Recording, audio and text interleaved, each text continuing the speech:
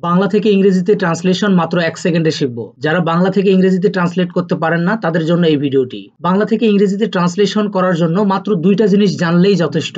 1. Subject verb চিনতে হবে। 2. বাক্যটি কোন সময় রয়েছে সেটা চিনতে হবে। লক্ষ্য করুন, রবি আগামীকাল স্কুলে যাবে। তো এই বাক্যটিতে ভার্ব কোনটা? ভার্ব খুঁজে বের করা খুবই সহজ। বাংলা বাক্যের সবার শেষে থাকে ভার্ব। তো যাবে এটা হচ্ছে আমাদের ভার্ব। এখন ভার্বকে যদি প্রশ্ন করা হয় কে বা কাকে দিয়ে, উত্তরে যেটা পাওয়া যায় সেটাই হচ্ছে আমাদের সাবজেক্ট। কে যাবে? উত্তরে হচ্ছে রবি যাবে। তো রবি এখানে সাবজেক্ট আর যাবে এখানে হচ্ছে ভার্ব। তো চলুন বাক্যটিকে এখন ট্রান্সলেট করি। তার আগে বাক্যটি কোন সময় রয়েছে দেখুন। রবি আগামীকাল স্কুলে যাবে, মানে আগামীকাল যাবে, এটা ভবিষ্যৎ, তার মানে future indefinite tense. Future indefinite টেন্সের স্ট্রাকচার হচ্ছে subject plus will plus V one plus object. So এই অনুযায়ী আমরা বাক্যটিকে ট্রান্সলেট করব। তো আমাদের এই বাক্যটিতে সাবজেক্ট কোনটা? সাবজেক্ট হচ্ছে রবি। রবির জন্য আমরা রবি লিখবো, রবি। এরপরে হচ্ছে আমাদের ভার্ব লাগবে।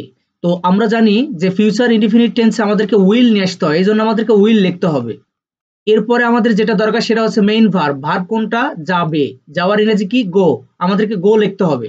এরপরে আমাদেরকে পিছন দিক থেকে ট্রান্সলেট করে করে যেতে হবে। তো পিছন দিক থেকে স্কুল এ, স্কুল এ এমন যদি হয় তাহলে আমাদেরকে টু লিখতে হবে। এ কথাটা এরকম থাকলে টু, আর স্কুল এই জন্য স্কুল লিখতে হবে।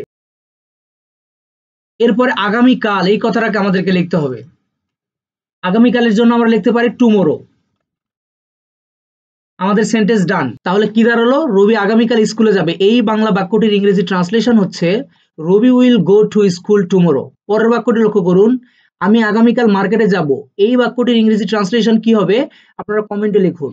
যারা একেবারে শূন্য থেকে ইংরেজি শিখতে চান তাদের জন্য ভর্তি চলতেছে। নামমাত্র কোর্স ফি দিয়ে আপনি ভর্তি হতে পারবেন। দেরি না করে এখনই যোগাযোগ করুন। ধন্যবাদ।